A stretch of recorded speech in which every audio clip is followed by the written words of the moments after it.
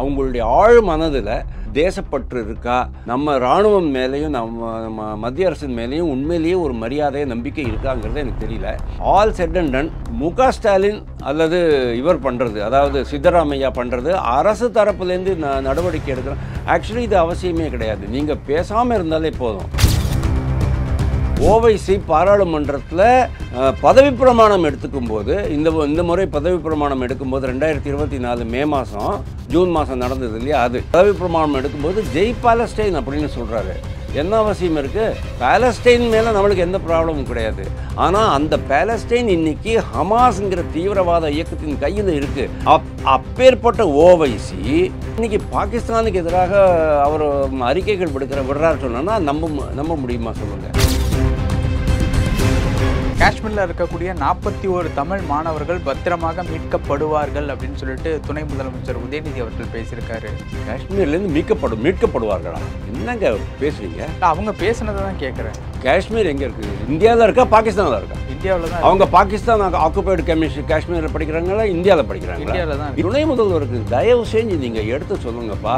காஷ்மீர் வந்து பாகிஸ்தானில் இல்லை, இந்தியாவில் தான் இருக்குது. இந்தியாவினுடைய ஒருங்கிணைக்கப்பட்ட பகுதி அப்படிங்கிறது நீங்கள் அவருக்கு சொல்லுங்கள்.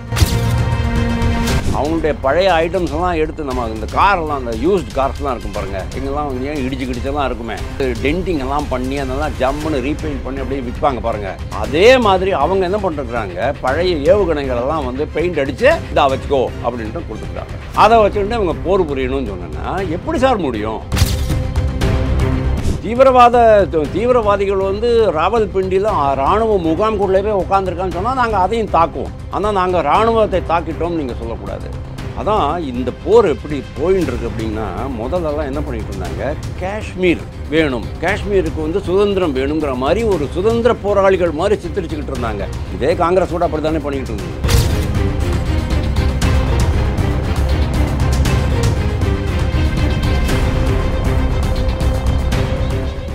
ரியல் ஒன் நேயர்களுக்கு வணக்கம். இன்று நம்மளுடைய நேர்காணலுக்கு அரசியல் விமர்சகர் திரு வாசுதேவன் அவர்கள் நினைச்சிருக்காங்க. சார் வணக்கம். வணக்கம் தமிழ், எப்படி இருக்கீங்க? ஃபர்ஸ்ட் கிளாஸாக இருக்கேன்ப்பா. ஃபஸ்ட்டு இந்த வார் ரிலேட்டபிளாக நிறையா நம்ம பேசிகிட்டு இருக்கோம். இப்போது நம்ம தமிழ்நாட்டில் முதல்வர் ஸ்டாலின் அவர்கள் வந்து பேரணி வந்து நடத்துகிறாங்க. கர்நாடகாவும் வந்து பேரணி நடத்துது. இந்திய இராணுவத்தையும் இந்த தாக்குதலுக்கு எதிர்ப்பு தெரிவிச்சும். ஃபஸ்ட்டு இந்த பேரணி எப்படி பார்க்குறீங்க? வரவேற்கிறீங்க. ஓகே, ஏன்னா ஒரே வார்த்தையில் முடிச்சுட்டு வரவேற்று தான் ஆகணும். ஏன்னா இது வந்து ஒரு உண்மையிலேயே ஆத்மார்த்தமாக, அதாவது உள்ளார்ந்த சிந்தனை மாற்றம் மாதிரி இருந்ததுன்னா நான் வந்து வரவேற்க முடியும். ஆனால் இது ஜஸ்ட் ஒரு நாடகத்துக்காக, அதாவது எல்லா பொதுமக்களும் கொந்தளிச்சு போயிருக்கும்போது, இராணுவத்திற்கு ஆதரவாக இருக்கும் பொழுது இவங்க வந்து இராணுவத்திற்கும் இந்திய அரசுக்கும் எதிராக நம்ம ஏதாவது கருத்து சொல்லிட்டோம்னா மக்களுடைய கோபத்துக்கு ஆளாயிடுவோமேங்கிற அந்த பயத்தினால இவங்க வந்து பண்ணிருக்காங்கன்னு சொன்னேன்னா இது வந்து ஒரு நாடகமாக தான் நான் பார்க்க முடியும். ஆனால் இந்த மாதிரி ஒரு முன்னெடுப்பு எடுத்திருக்கிறாங்க. அது நீங்கள் சொல்லி கர்நாடகா இப்போ தான் ஆரம்பிச்சிருக்குங்கிறது எனக்கு தெரியாது. தமிழக முதல்வர் ஆரம்பிச்சிருக்கிறாருங்கிறது ரொம்ப ஆச்சரியமான சமாச்சாரம். காங்கிரஸ் கட்சி முன்னுக்கு பின் முரணாக எவ்வளவு பேசிக்கிட்டு இருக்காங்கங்கிறது நீங்கள் பார்த்தீங்க. வாரணாசியில் பிரதமர் நரேந்திர மோடியினுடைய அந்த தொகுதியில் பிரதமரை எதிர்த்து போட்டியிட்ட அஜய் ராய் அப்படிங்கிறவர் காங்கிரஸ்காரர். அவர் 3 நாள் முன்னால் என்ன பண்ணினாருங்கிறது உங்களுக்கு தெரியும். அதாவது 7ஆம் தேதி நம்ம ஸ்ட்ரைக் பண்ணுறோம், 7ஆம் தேதி 8ஆம் தேதி இரவில் ஸ்ட்ரைக் பண்ணுறோம். 6ஆம் தேதி அவர் என்ன பண்ணுறாரு, ஒரு பொம்மை விமானம், குழந்தைகள் விளையாடுற பொம்மை விமானத்துக்கு முன்னால் அந்த நோசலில் இது ஒரு எலுமிச்சம்பழமும் 2 மிளகாயும் கட்டி இதுதான் அது மேலே ரஃபேல் அப்படின்னு எழுதுகிறார் அவர். அந்த அளவுக்கு, அதாவது ஒரு குழந்தை கூட ஒரு இராணுவத்தின் மேலே ஒரு மதிப்பு மரியாதை வச்சுருப்பாங்க. சின்ன குழந்தைங்கள்லாம் போர் விமானங்கள் அந்த பொம்மைகளெல்லாம் எடுத்து விளையாடுறதை நீங்கள் பார்த்துருப்பீங்க. இருக்கிற அந்த நாட்டுப்பற்று, அந்த மரியாதை கூட ஒரு முதிர்ச்சி அடைந்த 65 வயசான அஜய் ராய்க்கு இல்லையே அப்படிங்கிறது எனக்கு ரொம்ப கஷ்டமாக இருந்துச்சு. இதே மாதிரி தான் அவங்க வந்து முன்னுக்கு பின் முரணாக பேசிக்கிட்டே இருப்பாங்க. பாலாகோட்டில் வந்து நீங்கள் இது கொடுங்க, நீங்கள் அடித்ததுக்கு ஒரு ப்ரூஃப் கொடுங்க அப்படின்னு அவங்க கேட்டாங்க. இப்போது 9 இடத்துல அடித்தோம் இல்லையா, 9ஆம் தேதி 7ஆம் தேதி 9 இடத்துல நம்ம அடிச்சிருக்கோம். அந்த 9 இடத்துலையும் நீங்கள் அடித்ததுக்கு ஏதாவது ப்ரூஃப் கொடுங்க அப்படின்னு கேட்பாங்க.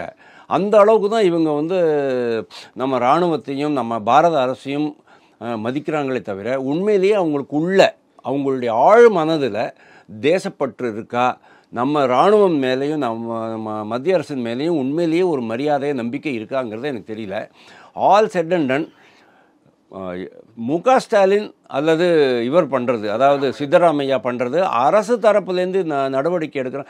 ஆக்சுவலி இது அவசியமே கிடையாது. நீங்கள் பேசாமல் இருந்தாலே போதும்.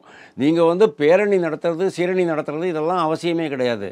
ஏன்னா இவங்க என்ன பண்ணியிருக்கணும், ஹமாஸுக்கும் இஸ்ரேலுக்கும் சண்டை வந்த போது ஹமாஸ் வந்து தீவிரவாத இயக்கம்ங்கிறது எல்லாருக்குமே தெரிஞ்சது தான்.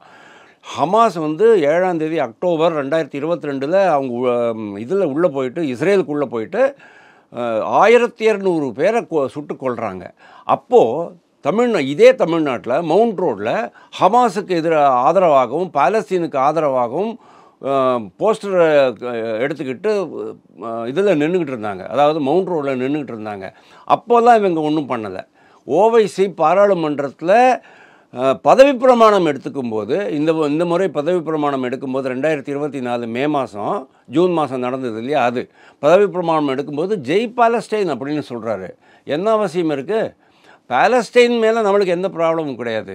ஆனால் அந்த பாலஸ்டைன் இன்றைக்கி ஹமாஸுங்கிற தீவிரவாத இயக்கத்தின் கையில் இருக்குது. அப்பேற்பட்ட ஓவைசி இன்றைக்கி பாகிஸ்தானுக்கு எதிராக அவர் அறிக்கைகள் விடுறாரு சொன்னோன்னா நம்ப முடியுமா சொல்லுங்கள்?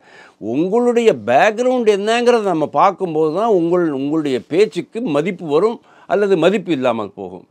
அதே தான் இன்றைக்கி வந்து சித்தராமையாவாகட்டும் அல்லது இவராகட்டும், முக ஸ்டாலின் ஆகட்டும், 2 பேருமே மக்களால் தேர்ந்தெடுக்கப்பட்ட முதல்வராக இருந்தாலும் கூட அவங்களுடைய பின்னால் இருக்கிற சரித்திரத்தை நீங்கள் பார்த்தீங்கன்னு சொன்னால், இப்போது அவங்க வந்து நாங்கள் ஆதரவு தெரிவிக்கிறோம் அப்படிங்கிறது வெறும் நாடகம் தான் நான் பார்க்குறேன். ஓகே, காஷ்மீரில் இருக்கக்கூடிய 41 தமிழ் மாணவர்கள் பத்திரமாக மீட்கப்படுவார்கள் அப்படின்னு சொல்லிட்டு துணை முதலமைச்சர் உதயநிதி அவர்கள் பேசியிருக்காரு. இந்த ஒரு கருத்தை எப்படி பார்க்குறது? காஷ்மீர்லேருந்து மீட்கப்படுவார்களா? என்னங்க பேசுகிறீங்க? அவங்க பேசுனதை தான் கேட்குறேன். காஷ்மீர் எங்கே இருக்குது? இந்தியாவில் இருக்கா, பாகிஸ்தானில் இருக்கா? இந்தியாவில் தான். அவங்க பாகிஸ்தான் ஆக்குபைடு காஷ்மீரில் படிக்கிறாங்களா, இந்தியாவில் படிக்கிறாங்களா? இந்தியாவில் தான் படிக்கிறாங்க. அப்புறம் எதுக்கு அவங்கள மீட்கணும்? அவங்க அப்படி சொல்லியிருக்காங்க. என்னத்துக்கு மீட்கணும்? காஷ்மீருக்கு நீங்கள் காஷ்மீரில் இருக்கிறவங்கள மீட்பதற்கு என்ன அவசியம் இருக்குது? அப்படின்னு இப்போ ரொம்ப பயங்கரமான சுச்சுவேஷனாக போயிட்டுருக்கு. அங்கே இருக்கிறவங்களாம் மக்கள் இல்லையா? உங்கள் தமிழ்நாட்டு மக்களுக்கு மட்டும்தான் வந்து உயிர் இருக்கா? அவங்க உயிர் தான் ரொம்ப பெருசா?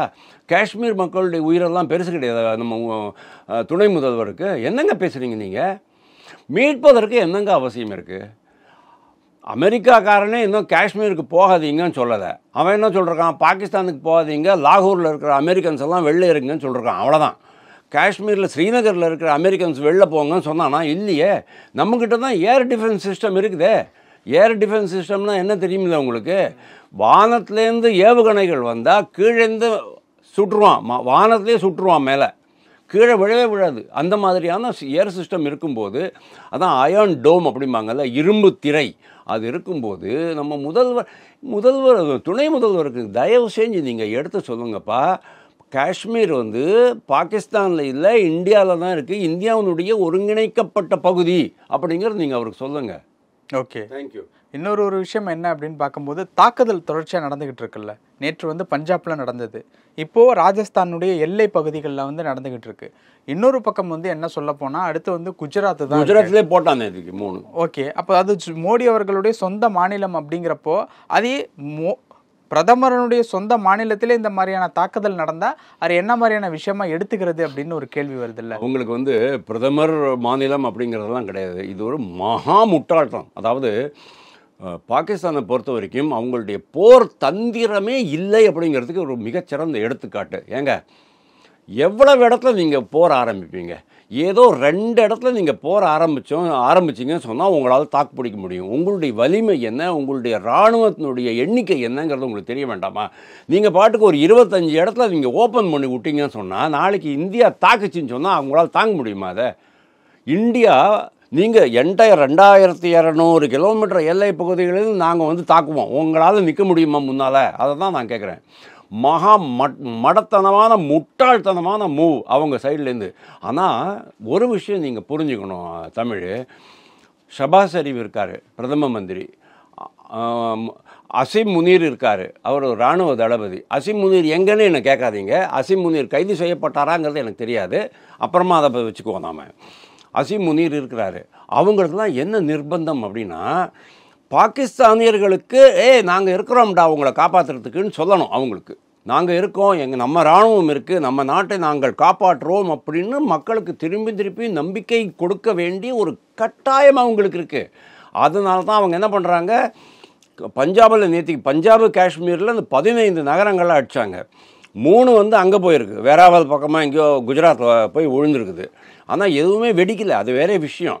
அதான் பாகிஸ்தானில் இருக்கிறவங்களே கேட்குறாங்க, என் கண்ணு முன்னாலே இந்தியா ராக்கெட்டை வந்து குண்டு போடுது, நம்மளுடைய ஆன்டி மிசைல் சிஸ்டம் என்னாச்சு அப்படின்னு அவங்க கேட்குறாங்க. ஸோ அவங்களுக்கு ஒரு பயங்கரமான ஒரு இது இருக்குது. ஆனால் மடத்தனம் இதை விட பெரிய மடத்தனமாக இருக்க முடியாது. ஏன்னா அவங்ககிட்ட இருக்கிற ஸ்டாக் பைல் நீங்கள் பார்க்கும்போது ஒரு வாரத்துக்கு தான் ஸ்டாக் இருக்குது. நம்மளாவது 30 நாள் ஸ்டாக் வச்சுருக்கோம்.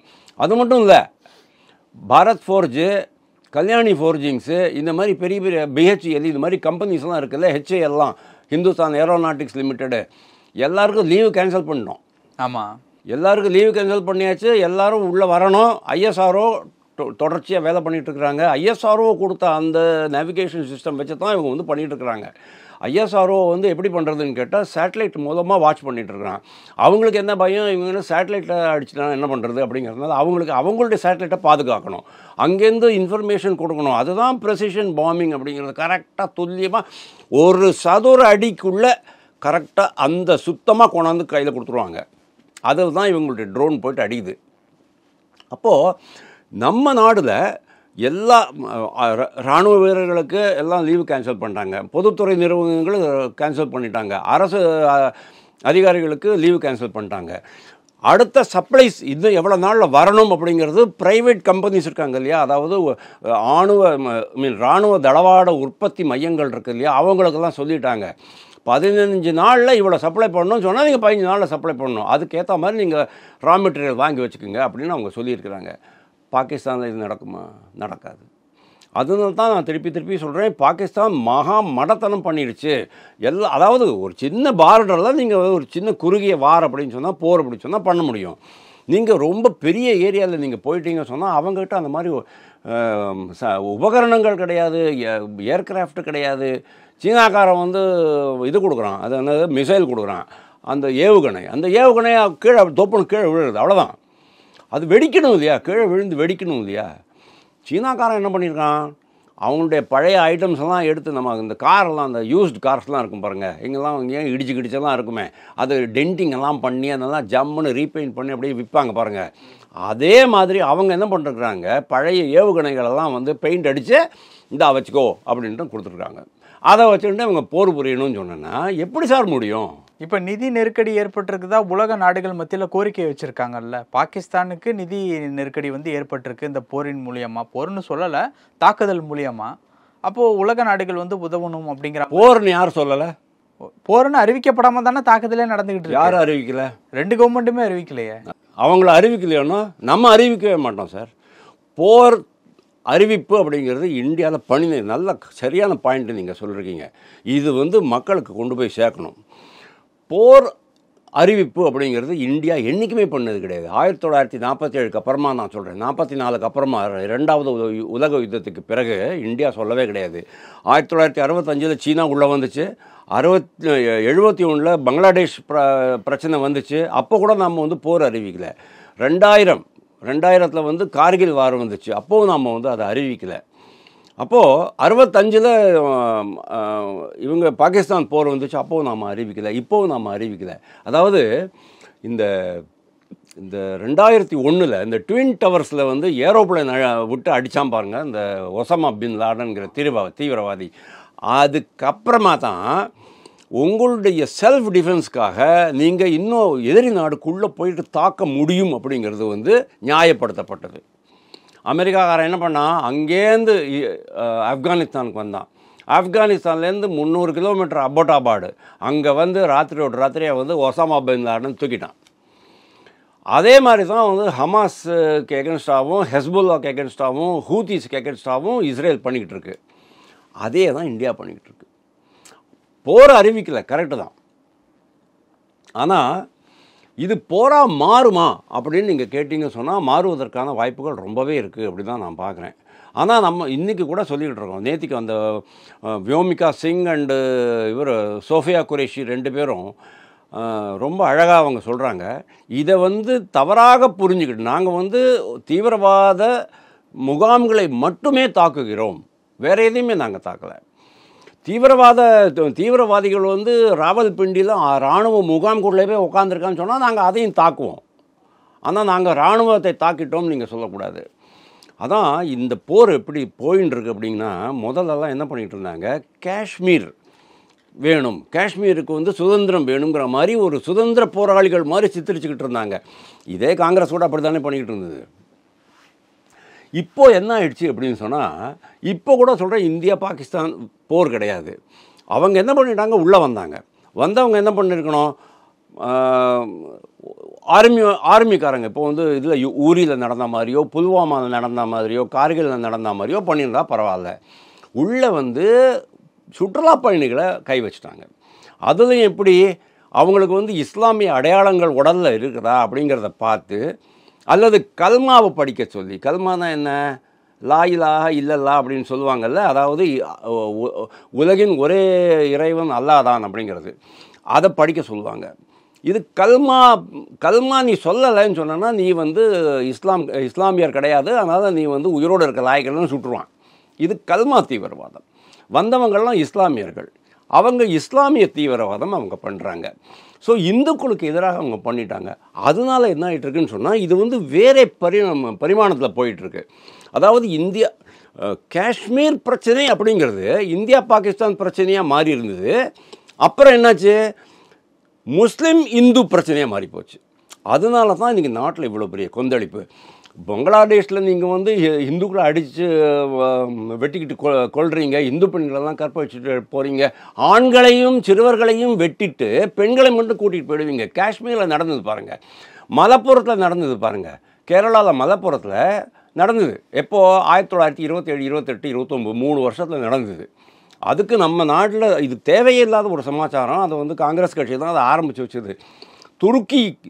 துருக்கியில் இதே துருக்கி இன்றைக்கி எந்த துருக்கி நம்ம நாட்டுக்கு எதிராக வேலை பண்ணுறாங்களோ அந்த துருக்கிக்கு ஆதரவாகத்தான் இவர் மகாத்மா காந்தியும், அப்போ மகாத்மாவாக இருக்கிறவர் மோகன்தாஸ் கரம்சந்த் காந்தியும் பண்டிட்டும் இந்த கிலாஃபத் மூமெண்ட் அப்படின்னு ஒன்று ஆரம்பித்தாங்க. அது சம்மந்தப்பட்டு தான் இங்கே மலப்புரத்தில் அது ஆச்சு. அதே மாதிரி இன்றைக்கி சந்தேஷ் காலியில் ஆகிட்டு இருக்கு, அதே மாதிரி முர்ஷிதாபாத்தில் ஆகிட்டு இருக்கு. இப்போது உலகம் முழுவதும் இந்துக்களை மட்டுமே நீங்கள் தாக்கிக்கிட்டு இருந்தீங்கன்னு சொன்னால் இந்துக்கள் சும்மா உட்காந்துருப்பாங்களா? அதுதான் இந்த பிரச்சனையாக மாறி போயிட்டுருக்கு. அதனால் இது பெரிய போராக மாறுமா அப்படின்னா இப்போதான் இவங்க கையில் தான் இருக்குது. ஆனால் ஒரு விஷயம் நான் சொல்கிறேன், பெரிய போராலாம் மாற சான்ஸ் ரொம்ப ரொம்ப கம்மியாக தான் இருக்குது. காரணம் என்ன அப்படின்னா, ஆஸ் இட் இஸ் ஒரு எக்கனாமிக் பிளாக்கேட் அவங்களுக்கு போட்டாச்சு. காஷ்மீரை பொறுத்த வரைக்கும் ஒரு பொருளாதார தடைங்கிறது எல்லா சைட்லேருந்து நம்ம கெரவ் பண்ணிட்டோம். அவங்கள ஒன்றுமே பண்ண முடியாது அப்படிங்கிற மாதிரி. ரெண்டாவது அவங்களுக்கு மேற்கு பகுதியில், அதாவது பலூச்சிஸ்தான் லிபரேஷன் ஆர்மி இருக்குது இல்லையா, அவங்க பயங்கரமாக அட்டாக் பண்ண ஆரம்பிச்சிட்டாங்க. பக்டூன்ஸ் அட்டாக் பண்ண ஆரம்பிச்சிட்டாங்க. அதுக்கப்புறமா தெஹ்ரீக் இ தாலிபான் பாகிஸ்தான் அப்படின்ட்டு ஒரு அமைப்பு இருக்குது, டிடிபி, அவங்களும் இவங்களை தாக்க ஆரம்பிச்சிட்டாங்க.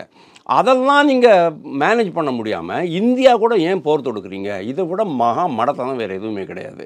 அதனால் மோஸ்ட் ப்ராபப்ளி இன்னும் ஒரு வாரத்துக்குள்ளே இதெல்லாம் செட்டில் ஆகிடும் தான் நான் நினைக்கிறேன். ஓகே சார், பல விஷயங்கள் பகிர்ந்துக்கிட்டீங்க. நேரத்துக்கு ரொம்ப நன்றி. தேங்க்யூ.